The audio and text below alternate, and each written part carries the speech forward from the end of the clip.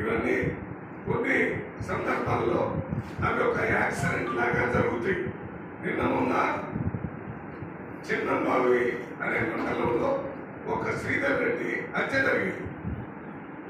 ఆ హత్య అక్కడ ఉన్నటువంటి స్థానిక పరిస్థితులు ఏంటో తెలుసుకుని, దానికి బాధ్యతలు ఎవరో తెలుసుకుని వాళ్ళ మీద చర్యలు తీసుకోవడానికి దానికి సంబంధించినటువంటి ఎస్పీ వనపర్తి అన్ని టీములు ఏర్పాటు చేసి తీవ్రంగా గాలిస్తున్నారు దోషులను పట్టుకోవడానికి.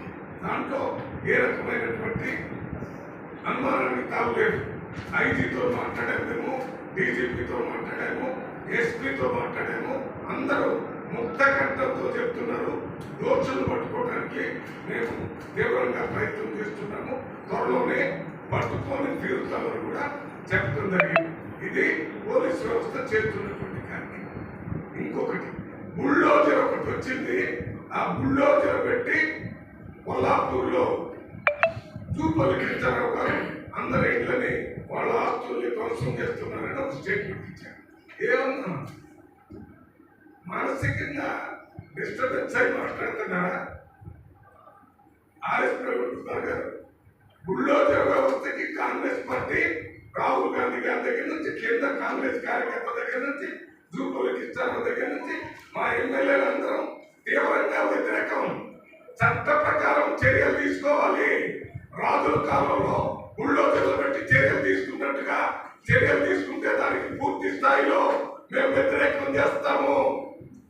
ఇది కావాలనే ఒక పోలీసు ఏ రకంగా ఆలోచిస్తాడో, మంచి పోలీసు కాదు, దారి తప్పిన పోలీసు ఏ రకంగా మాట్లాడతాడో ఆ రకంగా మరి ఆర్ఎస్ ప్రైవేట్ కాకుండా దాన్ని తీవ్రంగా ఖండిస్తున్నాం. ఒక అనంతపూర్లో వారు ఉన్నప్పుడు హత్య కాకుండా వారు కరీంనగర్లో ఎస్పీగా ఉన్నప్పుడు నక్సలైట్లని వాళ్ళనందరినీ మెరికెల్లాంటి బడుగు బలహీన వర్గాలకు సంబంధించిన యువకులను తీసుకొని వచ్చి ఎన్కౌంటర్ పేరుతో చంపిన సందర్భం వారి చరిత్ర ప్రజలందరూ మాట్లాడుకుంటున్నారు.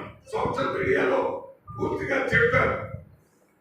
మీరు చట్టాన్ని మీరు చేతిలో తీసుకుని మీరు ఆ రకంగా ఎన్కౌంటర్ పేరుతో చంపినటువంటి మీరు ఇవాళ కల్లోలిత ప్రాంతంగా ప్రకటించాలని మీరు డిమాండ్ చేస్తున్నారంటే మీరు కల్లోలాన్ని ఈ ప్రాంతంలో ఏర్పాటు చేయాలని, ఏదో మంటలు జరిగితే వెంటనే దాని మీద ఇన్వెస్టిగేట్ చేసి దోషులు పట్టుకుని వాళ్ళకి గురి శిక్ష చేయాలను, ఎంత పెద్ద వాళ్ళైనా వాళ్ళ మీద శిక్ష వేయాలని డిమాండ్ చేయాలి.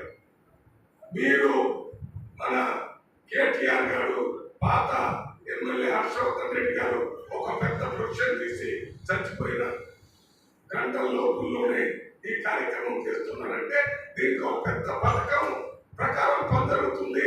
కేసీఆర్ గారు, కేటీఆర్ గారు వేసినటువంటి ఒక పథకంలో మీరు ఒక బావులాగా పనిచేస్తున్నారని మేము అనుకుంటున్నాం. ఎందుకంటే మీరు బీఎస్పీ పార్టీ పెట్టడానికి కేసీఆర్ గారే కారణమని ప్రజలందరూ అనుకుంటున్నారు.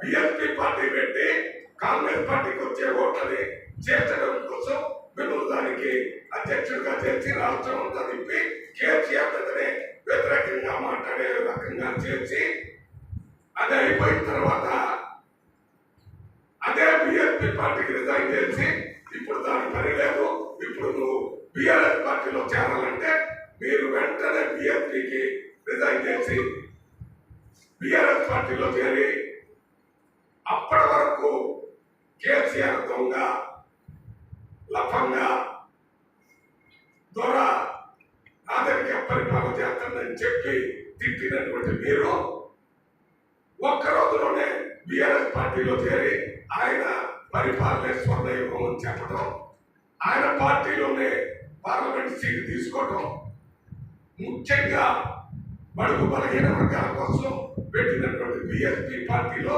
మీరు రిజైన్ చేసిన తర్వాత బడుగు బలహీన వర్గాల్లోకి న్యాయం జరుగుతుందని మీతో పోరాటం చేసిన వాళ్ళలో 90% ఇవాళ మీకు వ్యతిరేకంగా మాట్లాడుతున్నారు. అది గమనించండి.